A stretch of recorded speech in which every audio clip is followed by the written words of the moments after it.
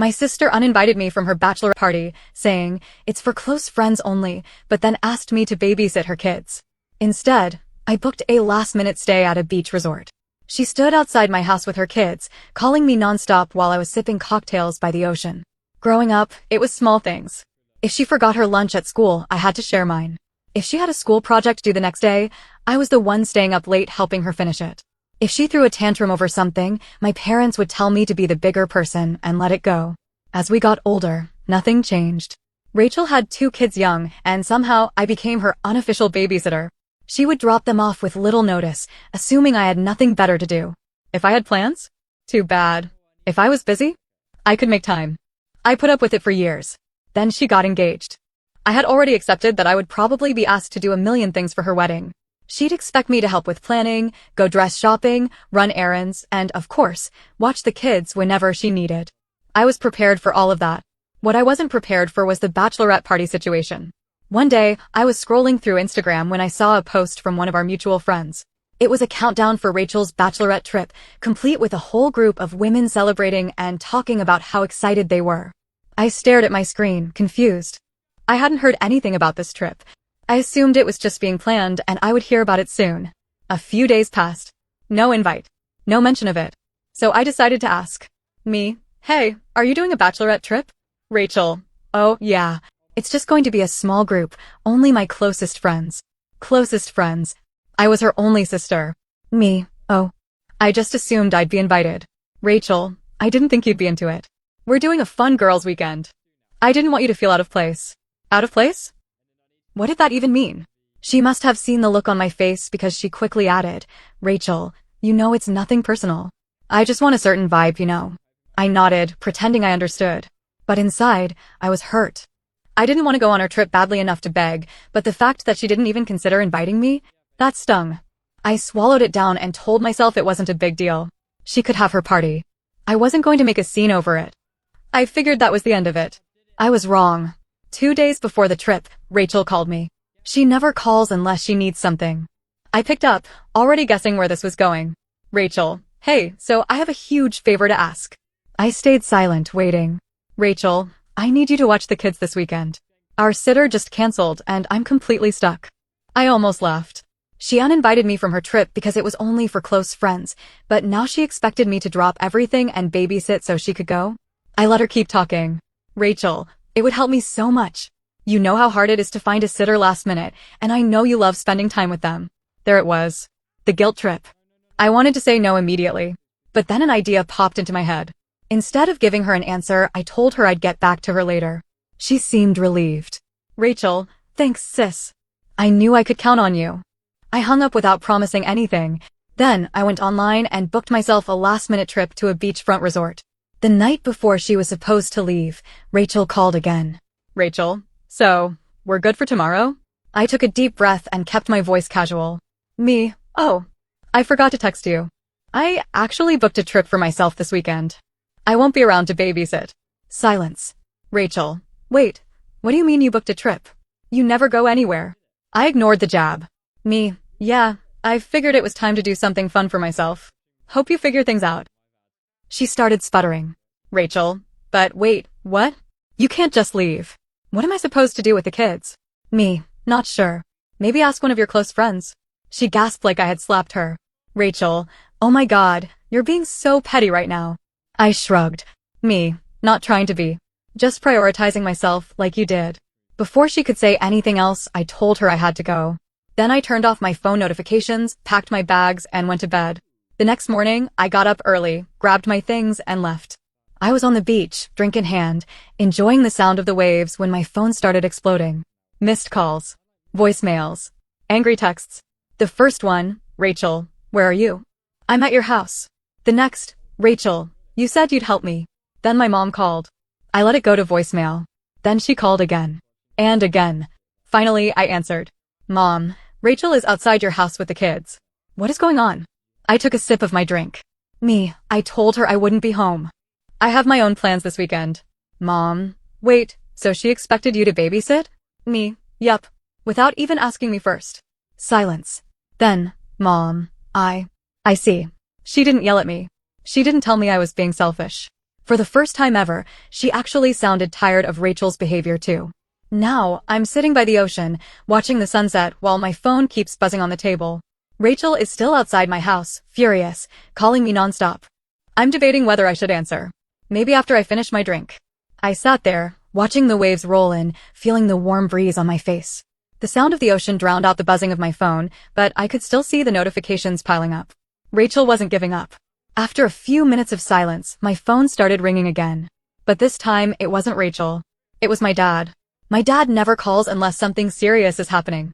I sighed, picked up, and braced myself. Dad, where are you? His voice was calm, but I could hear the edge in his tone. Me, at the beach. Taking a break. Dad, Rachel is crying in front of your house with the kids.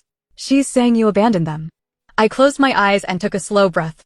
Me, I didn't abandon anyone. I never agreed to babysit. Dad, you know she had plans this weekend. She needed your help. There it was. The usual speech. The expectation that I would always step up, no matter what. Me, she uninvited me from her trip. She didn't think I was close enough to be there, but I was close enough to be her free babysitter. No, not this time. Dad was quiet for a moment. Dad, I understand that you're upset, but family takes care of each other. I let out a short laugh. Me, does Rachel take care of me? Has she ever? Or am I just expected to drop everything for her whenever she wants? More silence. Then, something I didn't expect. Dad, your mother and I are on our way to get the kids. I sat up straighter in my chair. Me? Wait, you're going to Rachel's house? Dad, no. Your house. She left the kids there. And she left. I felt a slow, creeping anger rise in my chest. Rachel had actually left her kids outside my house, assuming someone, anyone, would take care of them. She hadn't found another babysitter. She hadn't made alternate plans. She had just dumped them there and left. I clenched my jaw and took another sip of my drink. Me. How long ago? Dad, about 20 minutes. Your mother and I are already halfway there. I exhaled sharply. She really thought I would cave. That I would rush home in a panic and take responsibility like I always did. Not this time. Me. Good. Let me know when you have them. Then I hung up. I stared out at the water, trying to calm myself down. I felt bad for the kids. They didn't deserve this. They had no idea their mother was using them as pawns in some ridiculous guilt trip. I considered calling Rachel, but I already knew what she'd say. She'd play the victim. She'd turn this around on me. She'd tell everyone I was the cruel, selfish sister who forced her to leave her children on a doorstep because she had no other choice. It wasn't worth it. 15 minutes later, my dad texted. Dad, we have them. I let out a breath I didn't realize I was holding. Then another text came through. Dad, we're taking them to our house. Your mother is furious. That made me pause. Mom was furious? That was new. My mom had always made excuses for Rachel. Always found ways to smooth things over. But something about this had pushed her too far. Before I could think too much about it, another message came through, this time from Rachel.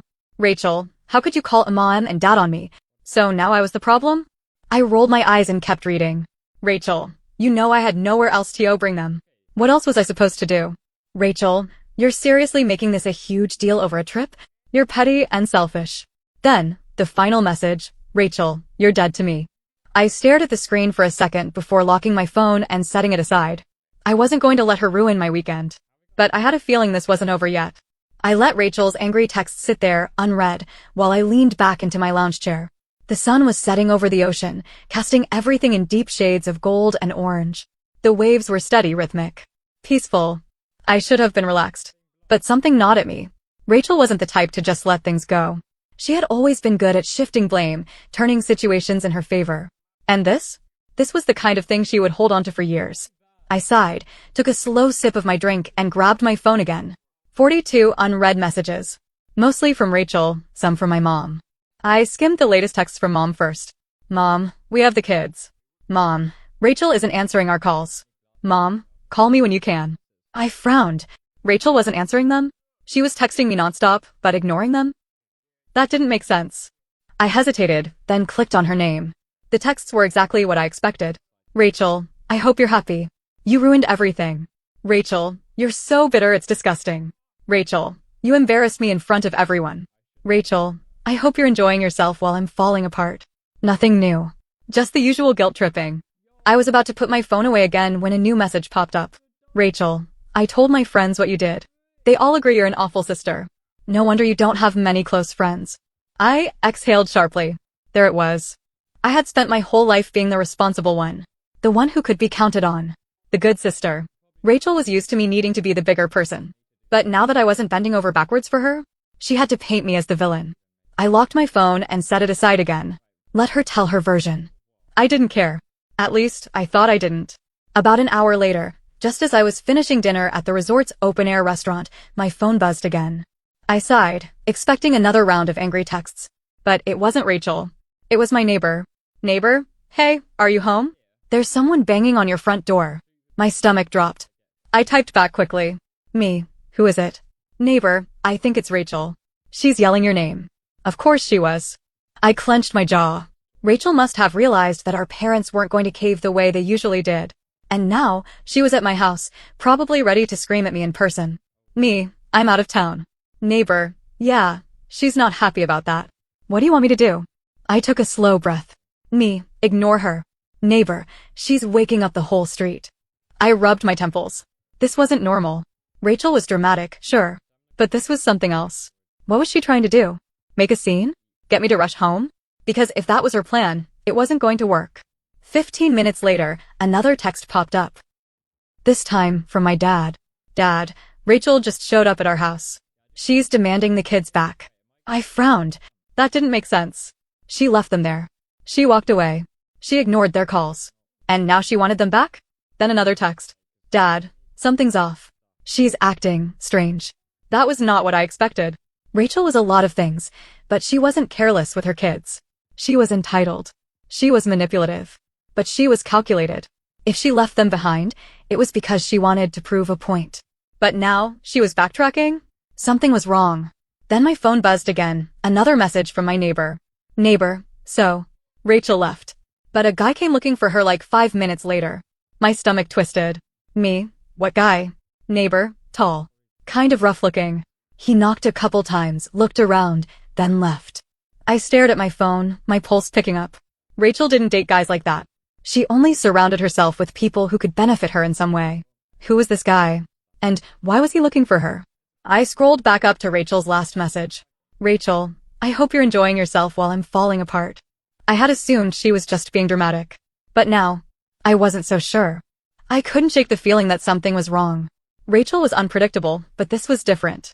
She had gone from furious to desperate in a matter of hours. First, she abandoned her kids. Then, she wanted them back. Then, some random guy was showing up at my house looking for her? It didn't add up. I tried to push it aside and enjoy my weekend, but my gut kept telling me I couldn't ignore this. So, I did something I hadn't done in years. I called Rachel. She didn't answer. I tried again. Voicemail. I stared at my phone, debating. Then, I called my dad. He picked up immediately. Dad, she just left. Me, what happened? Dad, sigh, she showed up out of nowhere, demanding the kids back.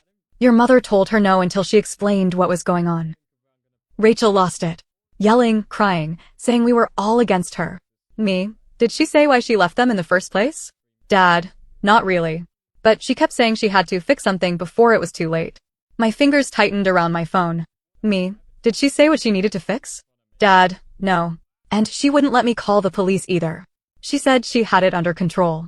That didn't sound like Rachel. Rachel always made sure people saw her as the victim. If she had any excuse to get authorities involved, she would.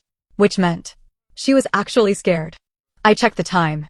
It was late, but I had a bad feeling this wasn't over. And I was right.